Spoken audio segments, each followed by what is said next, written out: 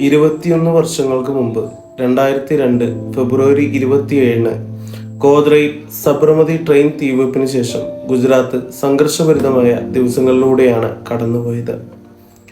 അന്ന് ട്രെയിൻ ദുരന്തത്തിൽ 59 കാർ സേവകർക്ക് ജീവൻ നഷ്ടപ്പെട്ടു. ഇതേ തുടർന്നാണ് ഗുജറാത്തിൽ കലാപം പൊട്ടിപ്പുറപ്പെട്ടത്. പിന്നീട് ഒരുപാട് മനുഷ്യത്വരഹിതമായ സംഭവങ്ങൾ അവിടെ അരങ്ങേറി. കലാപകാരികളുടെ ആക്രമണത്തിൽ നിന്ന് രക്ഷപ്പെടാൻ 2002 മാർച്ച് 3 ബിൽക്കിസ് ബാനു എന്ന യുവതി തൻ്റെ 3.5 വയസ്സുള്ള മകളോടും ഭർത്താവിനോടും മറ്റ് 15 കുടുംബാംഗങ്ങളോടൊപ്പം സുരക്ഷിതമായ ഒരു ഇടം കണ്ടെത്തുന്നതിനായി രൺദീപൂർ ഗ്രാമത്തിൽ നിന്ന് പലായനം ചെയ്യുകയായിരുന്നു. 19 വയസ്സ് മാത്രം പ്രായമുണ്ടായിരുന്ന ബിൽക്കിസ് അന്ന് 5 മാസം ഗർഭിണി കൂടിയായിരുന്നു. അന്നൊരു ബലിപ്പെരുന്നാൾ ദിവസമായിരുന്നു.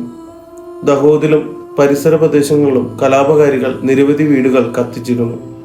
ചബർവാദ് ജില്ലയിലാണ് ബൽക്കിസിന്റെ കുടുംബം സുരക്ഷ തേടിയത്. കലാപം ഭയന്ന് ജീവനും കൊണ്ട് രൺദീപൂരിൽ നിന്ന് ട്രക്കിൽ രക്ഷപ്പെടുന്നതിനിടയിൽ നിർഭാഗ്യവശാൽ അരിവാളുകളും വാളുകളും വടികളുമായി 20 മുതൽ 30 വരെ വ്യക്തികളുള്ള ഒരു സംഘം ബിൽക്കിസിനെയും കുടുംബത്തെയും ആക്രമിച്ചു. പിന്നീട് അവിടെ നടന്നത് മനുഷ്യ മനസ്സിനെ തകർക്കുന്ന വേദനിപ്പിക്കുന്ന സംഭവങ്ങളാണ്.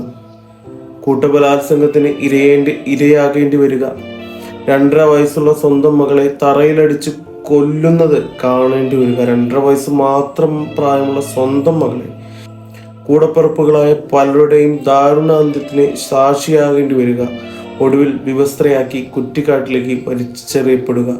ഒരാൾക്കും ചിന്തിക്കാൻ പോലും സാധിക്കാത്ത അത്രയും ക്രൂരമായ സംഭവങ്ങളാണ് 5 മാസം ഗർഭിണിയായ ആ കൊച്ചു പെൺകുട്ടിക്കും ഉറ്റവർക്കും സംഭവിച്ചത്.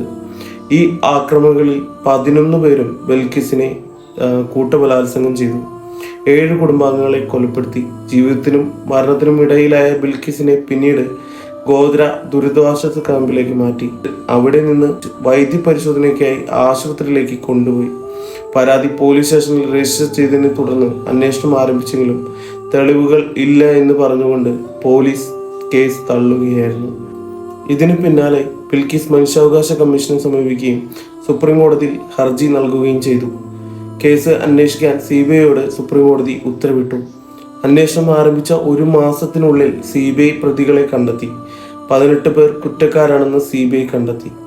പ്രതികളെ സഹായിക്കാൻ അല്ലെങ്കിൽ തെളിവ് നശിപ്പിച്ചുവെന്ന് ആരോപിച്ച് 5 പോലീസുകാരും 2 ഡോക്ടർമാരും ഇവരിൽ ഉൾപ്പെടുന്നു.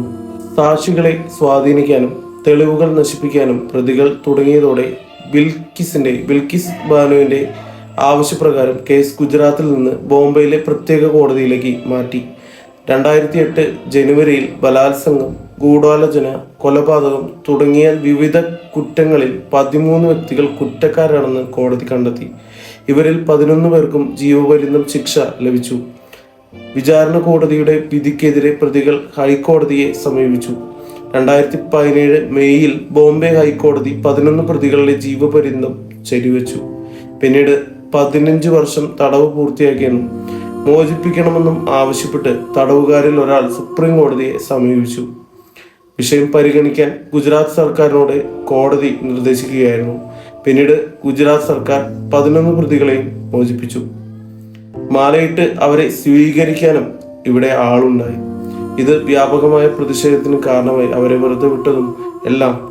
2022 നവംബറിൽ 11 പേരെ മോചിപ്പിക്കാനുള്ള ഗുജറാത്ത് സർക്കാരിന്റെ തീരുമാനത്തിനെതിരെ ബിൽക്കിസ് ബാനു തന്നെ സുപ്രീം കോടതിയിൽ അപ്പീൽ നൽകി. ഇതിനൊടുവിലാണ് പ്രതികളെ വിട്ടയക്കാൻ അനുമതി നൽകിയ ഹൈക്കോടതി ഉത്തരവ് സുപ്രീം കോടതി ഇപ്പോൾ റദ്ദാക്കിയിരിക്കുന്നത്. ബിൽക്കിസ് ബാനു കേസിലെ 11 പ്രതികളുടെ അകാലമോചനം ചോദ്യം ചെയ്തുള്ള ഹർജിയിൽ കഴമ്പുണ്ടെന്ന് ജസ്റ്റിസുമാരായ BV നാഗരത്ന, ഉജ്ജൽ ഭുയാൻ എന്നിവരടങ്ങിയ ബെഞ്ച് അംഗീകരിച്ചു. പ്രതികൾക്ക് കീഴടങ്ങാൻ സുപ്രീം കോടതി 2 ആഴ്ച സമയം അനുവദിച്ചിട്ടുണ്ട്. ഇനി ഒരിക്കലും ഇത്രയും ക്രൂരമായ ഒരു സംഭവം ഉണ്ടാകാതിരിക്കട്ടെ. എന്തായാലും നിങ്ങളുടെ അഭിപ്രായം കമന്റായി രേഖപ്പെടുത്തുക. അതുപോലെ വീഡിയോ ലൈക്ക് ചെയ്യാനോ അല്ലെങ്കിൽ ഇഷ്ടമായെങ്കിൽ നിങ്ങൾ വീഡിയോ ലൈക്ക് ചെയ്യണമെന്നുള്ള സ്ഥിരം ഡയലോഗൊന്നും ഞാൻ പറയുന്നില്ല. കാരണം മറ്റൊന്നുമല്ല, ഈ വീഡിയോ കാണുമ്പോൾ ആർക്കും സന്തോഷം ഉണ്ടാവില്ല. മനുഷ്യത്വമുള്ള ഒരാൾക്കും ഇത് കേൾക്കുമ്പോൾ സഹിക്കാനാകില്ല. അത്രയും ബുദ്ധിമുട്ടുകൾ ആയിരിക്കും അവരുടെ മനസ്സിലൂടെ ഓടിയിട്ടുണ്ടാവുക. 19 വയസ്സുള്ള അന്ന് ആ സംഭവം നടക്കുമ്പോൾ 19 വയസ്സ് മാത്രം പ്രായമുള്ള കൊച്ചു പെൺകുട്ടിക്കാണ് ഇങ്ങനെ ഒരു അപകടം സംഭവിച്ചത്. അതുകൊണ്ട് തന്നെ മറ്റൊന്നും എനിക്ക് പറയാനില്ല. Thank you.